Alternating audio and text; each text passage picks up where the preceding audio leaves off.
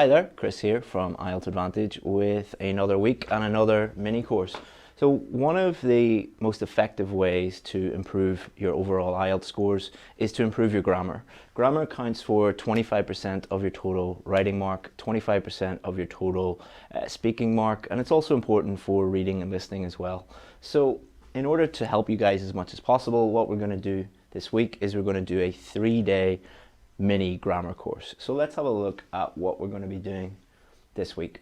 So day one, we're going to look at how grammar actually affects your score because as I already mentioned, it's 25% of your total writing and your total speaking score, but it also can affect other areas as well, other unexpected areas. So we'll talk about that, and we'll talk a lot about how the examiners think about grammar and what they're looking for, especially for the writing test.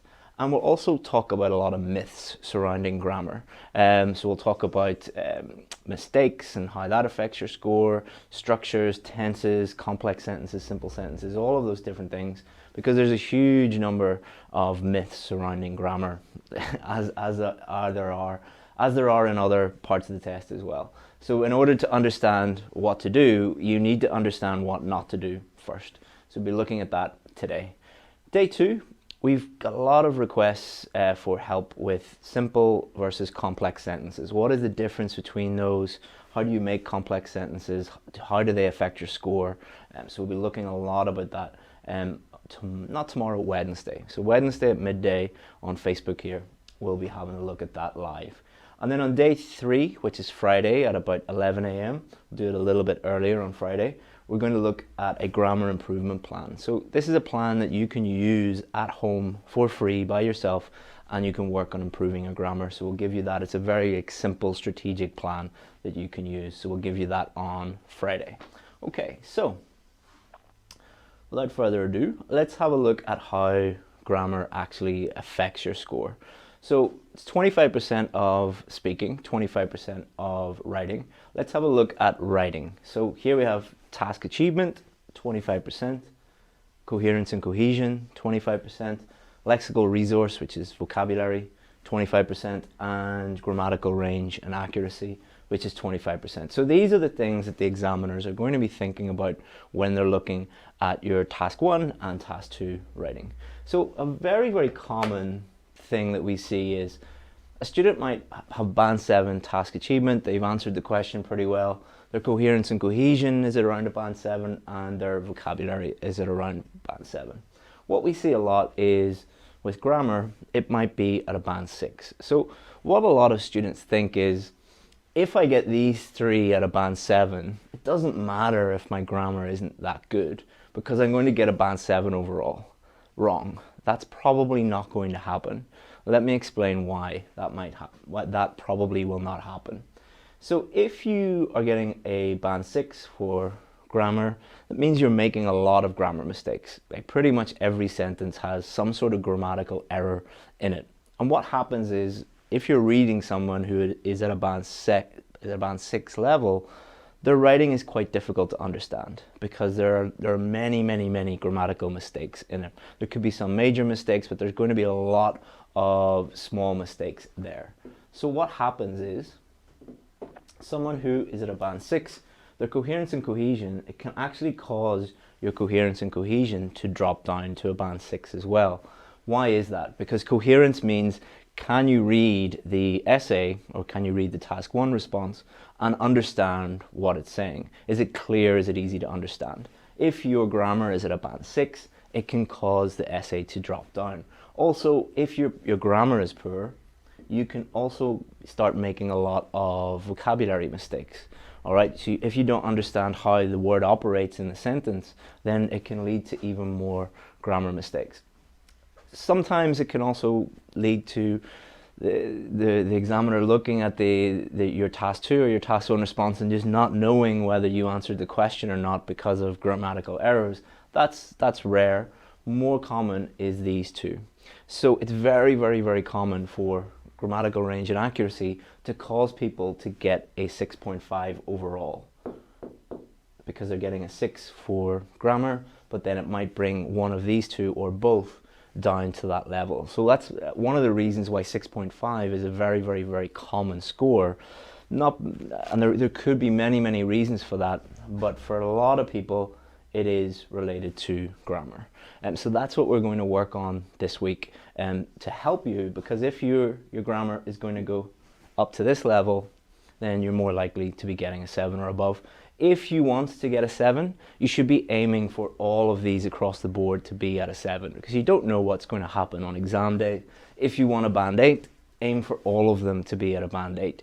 You shouldn't go in and think, I might get away or I might be lucky. You know, try and move everything up to the level that you're aiming for, and then, you know, you'll get the score that you need on exam day.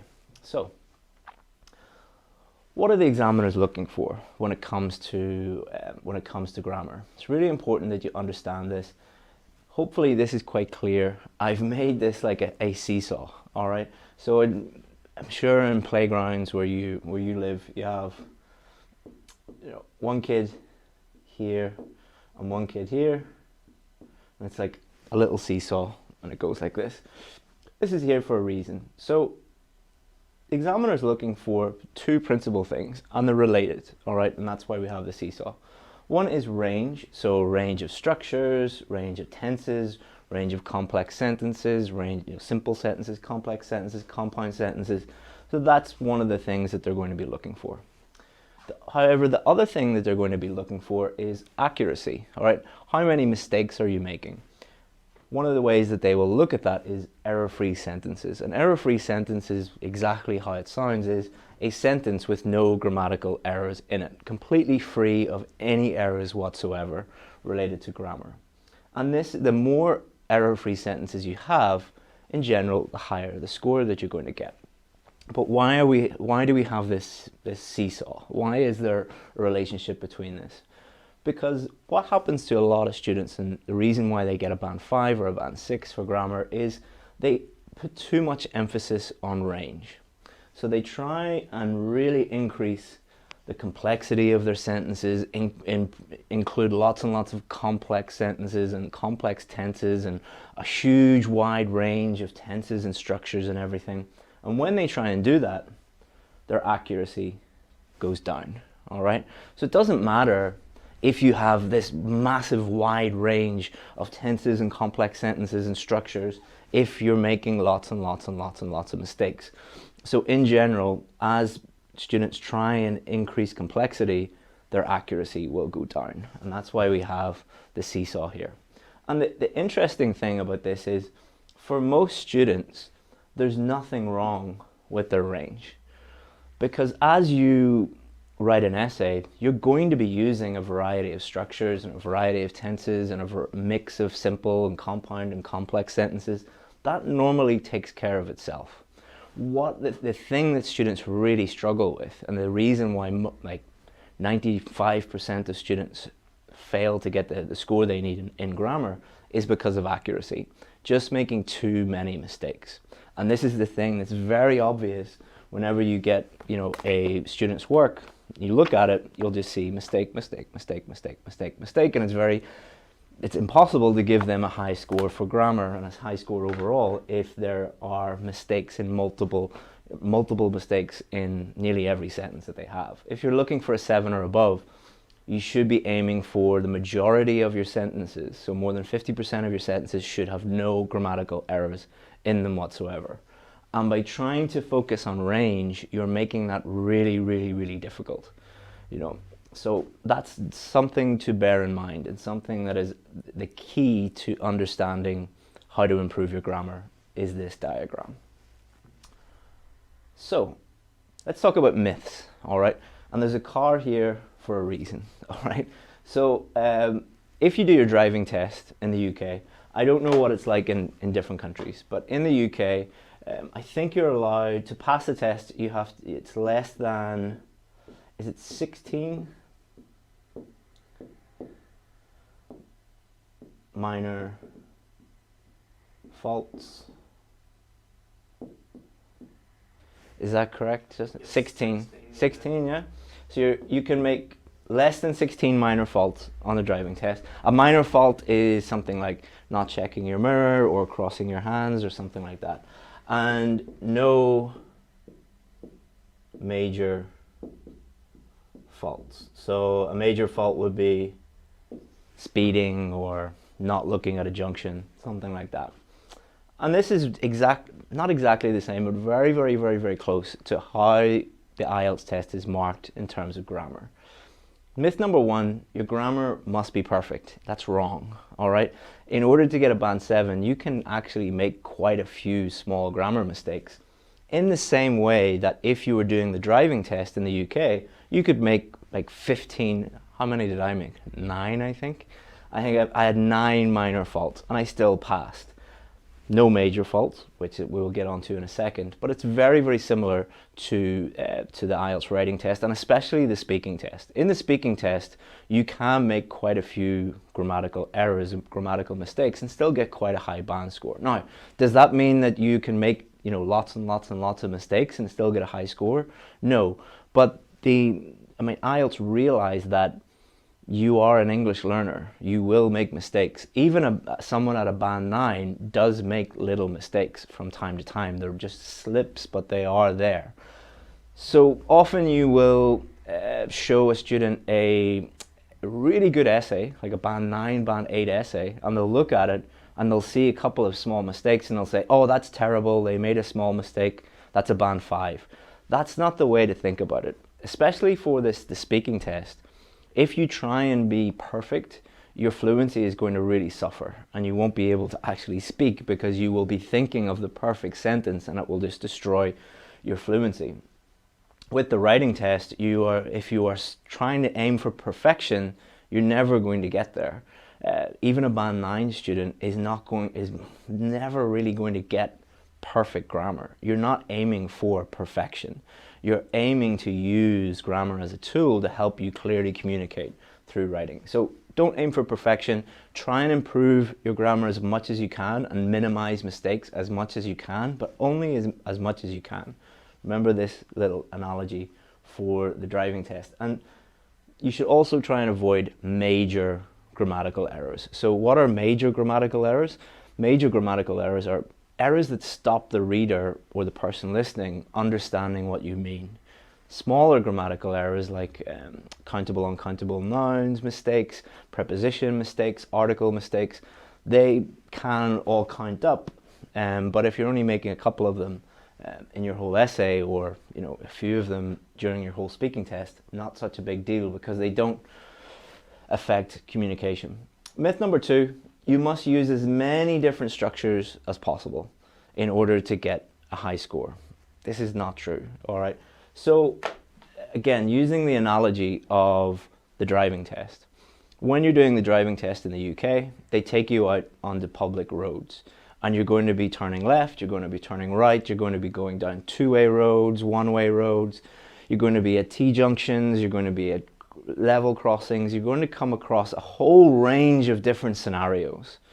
So you don't immediately begin the driving test and start going left and right and doing all these crazy things, because you naturally will be doing them throughout the course of I think it's like a 40-minute test or a 30-minute test. The same is true when you're doing the speaking test. You will naturally use a range of different structures because you're going to be speaking for about 15 minutes. In the writing test, you're going to be using naturally a range of different structures. So you shouldn't focus on that. You should focus on answering the questions, and you will naturally use a range of structures in exactly the same way as in the driving test. You just follow what the examiner says, go where they want you to go, and you will naturally do that. But you focus in the driving test on minimizing mistakes, not making any major mistakes, not making any minor mistakes, or as few minor mistakes as possible. So what happens is, if you try and use as many different structures as possible, two things happen. A, you don't answer the question. Try doing that even in your native language. Try like just writing an essay or writing a letter or an email to someone, and try and use as many different grammatical structures as possible. Like it's like something, a challenge you would set for yourself or something like that, a silly challenge. but it's just really difficult to do. You will naturally do that. You will naturally use a range of structures. Focus more on accuracy. Myth number 3, you must use as many different tenses as possible. This happened actually on Friday. I was working with one of my VIP students and I asked her a really simple question. What's your job? And she started talking about her job, just saying, I work here, and explaining what she did. And that was all fine. Her fluency was great, her pronunciation was great, her vocabulary was great, her grammar was great. And then she stopped and started going on about, but in the past, when I was a little girl, I wanted to be this. And then she started talking about, and in the future, I want to be this. And her fluency started going downhill. Her pronunciation actually suffered as well. She was making lots of grammatical errors. And I stopped her and said, what are you doing? Why did you not just answer the question normally? And she said, oh, my old teacher said that I must use every single tense in every single answer in the speaking test. I was like, no, you do not have to do that. You use the tense that's appropriate to use in the circumstance that you're using it in. Exactly the same as in real life, you will use the appropriate tense when you're using it. If you're talking about the past, you'll use past tenses. If you're talking about the present, you'll use present tenses. If you're talking about the future, you'll use future structures. So don't go into the test thinking, I need to use as many different tenses as possible. Just go into the test thinking, I need to clearly communicate with the examiner and answer the questions effectively. And very much like number 2, you will use a range of different tenses, especially in the speaking test. They will ask you questions about the past, questions about the future, questions that ask you to connect the past to the present. So you're going to be naturally using all of those different tenses. So don't go in thinking that it's a tenses competition. It's a speaking test. Myth number 4, all of your sentences need to be complex. And if you don't have every single sentence, if it's not complex, you're not going to get a high score. Again, not true. It's not a test of how many complex sentences or how long you can write a sentence. It's in the writing test, can you clearly answer the question, clearly communicate in writing? Speaking, can you clearly communicate with the examiner through opening your mouth and words coming out? Some sentences will be simple, some of them will be compound, some of them will be complex. As long as you're displaying a range of different sentences, you'll be fine. Again, focus on accuracy. It doesn't matter if you write a 50-word sentence if it has 50 mistakes in it. It's like, that doesn't really make any sense whatsoever. Myth number 5, memorization is a useful skill. So memorizing bits of sentences, or half a sentence or a full sentence, and then adding those in to your essay. It's not a memorization test, it's an English test. All right, memorization is a useless skill. Why? They're not testing memorization. If it was a memorization test, you could just learn, memorize lots of different grammar structures and kick them into your essays and into your speaking test, and you get a high score. That doesn't work, because grammar is just a tool. All right, just like having a hammer and a saw and a drill. Memorization is like giving tools to someone who doesn't know how to use them, like me. I don't know how to use a hammer or a saw or a drill. I'm completely useless when it comes to DIY or using my hands in any way. So if you gave these tools to me, I wouldn't know what to do with them, and I'd make a complete mess of it. This is exactly what happens when you try and memorize structures and tenses and complex sentences. You don't know how to use them. So what's going to happen? Going back to our little seesaw here, you're going to try to use all of these things, put this up, and then your accuracy is going to go down. Always remember that it is a balance between those two things, and your range is probably fine. You will naturally use a wide enough range. Your problem, I nearly guarantee it, because I work with students every single day who have this problem, is accuracy. So, hopefully you find that useful. It's really important that you understand the relationship between range and accuracy, and you understand the myths. and that they are myths. Because if you are going into the test believing things that are not true and giving the examiners things that they're not even looking for, then obviously you're going to be in a lot of trouble. So the first stage is knowing the truth, knowing what actually they are looking for. So tomorrow, or not tomorrow, Wednesday, we're going to look at simple versus complex sentences. This really does help you improve your writing by understanding the difference between these, and it also helps you, it really helps you understand the relationship between range and accuracy as well. And then day 3, we're going to help you improve your accuracy. As we've mentioned over and over and over again, that is the key to improving your grammar score. So we're going to help you improve your accuracy by giving you this grammar improvement plan. And that will be on Friday at about 11 a.m. and this will be Wednesday at about midday. And as always with these live lessons, if you join us on Facebook, if you have questions, I can interact with you and everything. What we're going to do is, a lot of you, every time we do these mini courses, you say, oh, that's great, but what about writing? What about speaking? What about reading? What about listening? We have a fundamentals course which covers all of those and teaches you the absolute fundamentals. It's totally free. So we'll put a link in the comments, and we'll put it, if you're watching on YouTube, you'll get it in the description. If you're watching on Facebook, we'll put it up in the description there.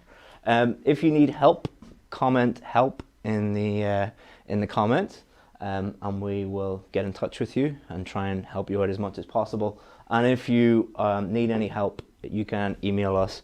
We can't guarantee that we'll be able to give you like individual help because we've thousands of people emailing us every day, but we'll try our best. If you do need help, feel free to send us an email and we'll try and help you out with that.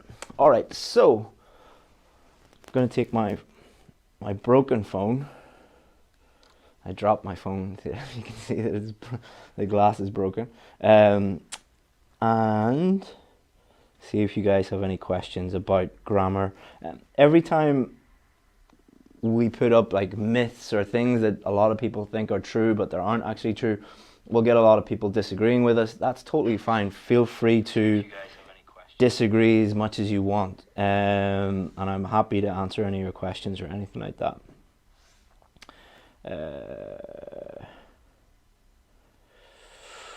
Banjo says, Chris, we need example sentences reflecting component of each teaching. There will be on Wednesday, we'll be doing, so day 2, we're doing simple and complex sentences. I'm going to put up a lot of example sentences, not so that you can copy them, but so that you can learn from them and see exactly what I mean. So we'll do that. Let me see. A lot of you need help, so you're saying help. That's fine. We'll get in touch with you. We'll send you a message. And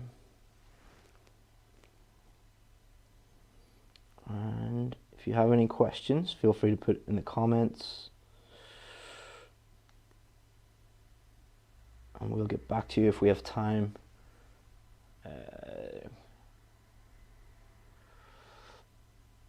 A lot of you are saying you need help with punctuation. We will be showing you how to improve every aspect of your grammar on day 3. So we're going to give you that grammar improvement plan.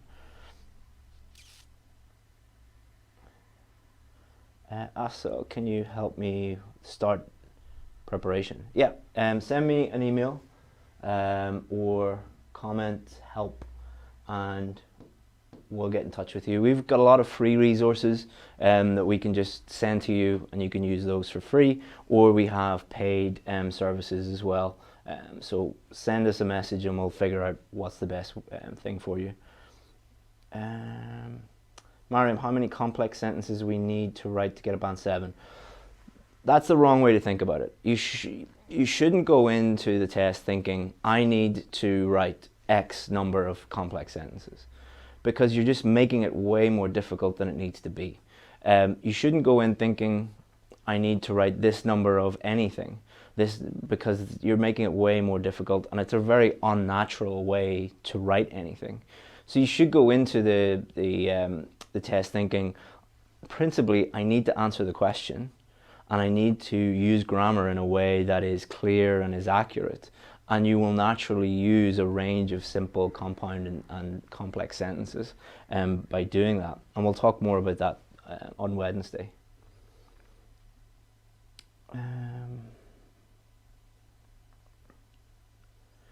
Chris, give me your WhatsApp number. No. No, the reason why I don't give my phone number and WhatsApp number and stuff, A, I don't have WhatsApp on my phone, but B, I'm not going to give my personal phone number out to 1 million people. That would be a bit crazy.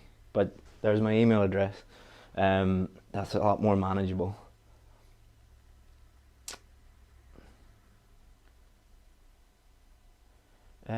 Do the quality of ideas increase the marks? It depends what you mean by quality. The two things that you should be thinking about when you're thinking of ideas, or a few things you should be thinking about. Number one, is it relevant to the question?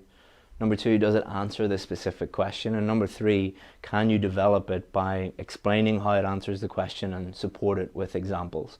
Those are the things you should be thinking about. There is no hierarchy of ideas. It's not like if you use this idea you'll get a band 9, if you use this idea you'll get a band 7, and if you use this, that's not the way it works. Like, there are 100 ideas that could get you a band 9. Like, it depends what you do with those ideas. Mohammed, could you suggest a book for IELTS grammar? There's a book by, I think, Raymond Murphy, so M-U-R-P-H-Y, Murphy. If you go to Amazon or whatever you use in your country, I think he has intermediate grammar, upper intermediate grammar, advanced grammar. Those books are good. However, grammar books, most people, they're good to refer to the grammar, but they're not actually going to help you improve your grammar. And we'll talk about that on Friday. Because you need to be practicing, you need to be getting feedback in order to really improve your grammar. And obviously a book doesn't really do that. Do you have review centers here in the Philippines? No, I don't. We're 100% online because we believe that online education is much better than being in a face-to-face classroom with 30 or 40 other students.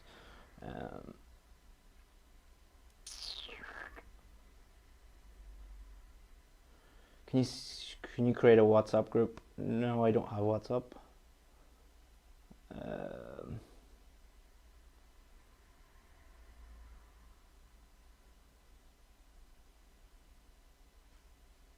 All right, so thank you very much, guys. I'm going to leave it there. I know a lot of you have questions that I couldn't get to. Just time, as always. We've got a lot of people wanting to get in touch with us and not enough time, but thank you very much. And hopefully you enjoyed that. And on Wednesday, we will have lesson 2. And then Friday, lesson 3. Thank you very much, guys. And if you need anything, feel free to get in touch. Bye-bye.